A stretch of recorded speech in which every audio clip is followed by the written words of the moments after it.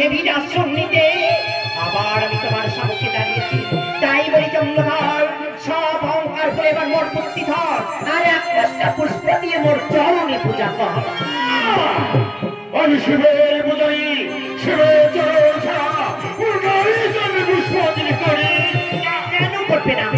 কেন তুমি আমার চরণে পুষ্পাঞ্জলি করবে না দাদা? আর যদি তুমি পিতা ভোলা আমার ঈশ্বরের চরণে পুষ্পাঞ্জলি করতে পারো, তবে কেন তুমি আমায় পুষ্পাঞ্জলি করবে না? ও অভিমান করে? না দাদা না, তা হয় না। আর যদি অভিমান করে তুমি দূরে সরে থাকো, কোনোদিন আমি দেবীর আসন নিতে পারবো না। তাই তো দেবী হয়েও যে তোমার কাছে আমি অনুনয় করে পুষ্পাঞ্জলি চাইছি। দাও দাও দাদা দাও, সব মান অভিমান ভুলে একটিবার তুমি আমায় পুষ্পাঞ্জলি দাও। সেই হস্তে বুঝি খালি যাবে চলবানি, সেই হস্তে বুঝবো আমি তোর মতো চেমড়ি কারি যে অহংকার একটা তুমি ছয়টি ব্যক্তিকে হারিয়েছ কালের কারণ, সেই অহংকার আছো পরিত্যাগ করে নি। যে অহংকারে চট্টটিয়া তার আচার ব্যক্তিকে করিয়েছ সমস্ত আছে, সেই অহংকার আছো মনে বসে রেখেছ। তবে মনে কথা জোবা, আমিও পাতাল রাখিনি মনসা, যে আশা আমার স্বার্থ ত্যাগ করে এই পরিস্থিতিতে ছুটে এসেছি। আমার আশা আমি কখনো অপূর্ণ রাখবো না। তাই তো বলছি চক্রধর, এখনো সময় আছে। মনের সব অহংকার পরিত্যাগ করে যদি তুমি আমায় পুষ্পাঞ্জলি করতে পারো, তবে এই ঘরের জন্য আবার পরিপক্ষ করবো তোমার।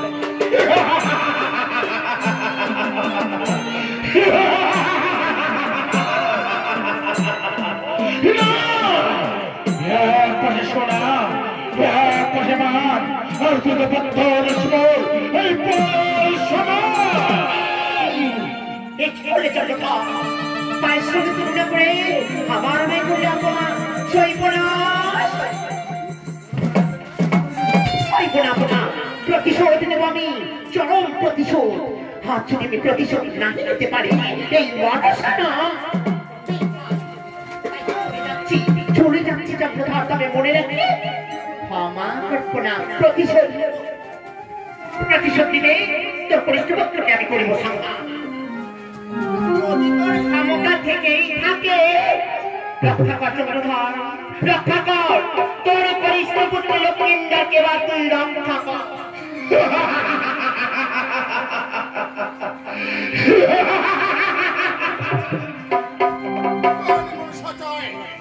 এই চাঁদের হাতে পুষ্পাঞ্জলিতে না এখানে মনসা, এই চাষা যতদিন বেঁচে থাকবে এই পৃথিবীতে অতদিন বুঝবে না তোর মতো চেমড়ি কানে বিশ্বাসী কথাটা তুই ভালো করে মনে রাখিস।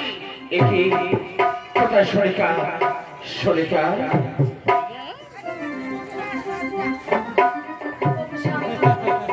সরিকা কেন ডাকছো আমায়? বলো। আজ তুমি আমি কেন রেখেছি জানো সরিকা? বলো স্বামী। আমি তো জানি না করে বাসের বাড়ি এরকম নার শুনি শেষ মতো লকারি আমি ঠিক করে এসেছি সরিকা।